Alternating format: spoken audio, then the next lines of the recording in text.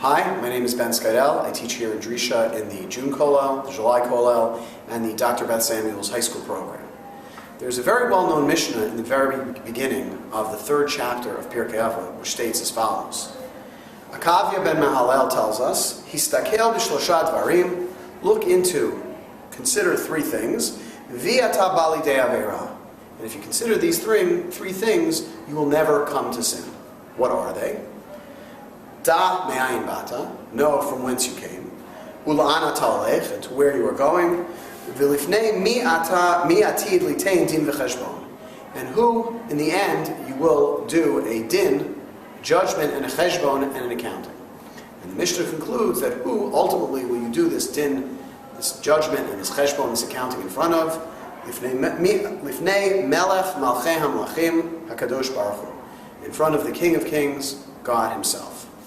There's a famous question that arises, what exactly is connoted by the terms din and cheshbon? There's a well-known statement of the great Gra, the great Vilna Gaon, Rabbi Elijah of Vilna, who says as follows. A din, a judgment, is when God calls you to task for the sins that you've done. Cheshbon, though, accounting, is the question of what might you have done? What mitzvot did you neglect because of the sins or because of something else? So the judgment is what you did. The cheshbon is what might have been. And we see this distinction in a very important comment in this week's Parashat Ha'azinu, by the great Meshech Chachma, Rav Meir Simcha Cohen of Dvinsk.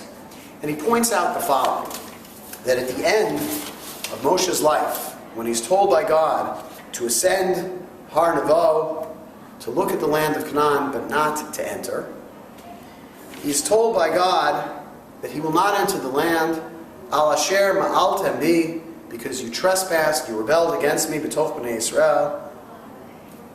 And then later on in the pasuk it says, al asher lo kidashtem oti b'toch b'nei Yisrael, because you did not sanctify me amongst the children of Israel. And what this is referring to is the incident where Moshe and Aaron could have spoken to the rock and water would have come out, but rather they chose to hit it. Rashi on the spot points out that there are two things.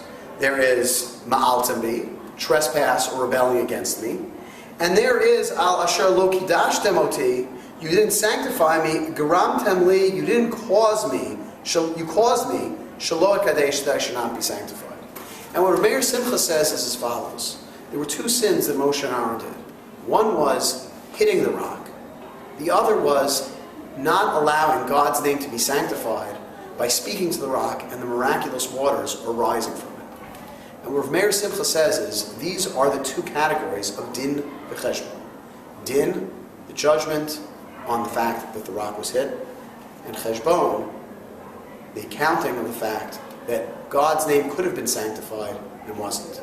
And what comes out of this is, I think, something very beautiful, but also very thought-provoking. Because even as great a leader as Moshe Rabbeinu had to face a din v'cheshbon at the end of his life. And so what Akavya ben Ha'alel is telling us is not only that we will face this, but everyone will face this. Even the greatest leader that our people has ever known. Shabbat Shalom.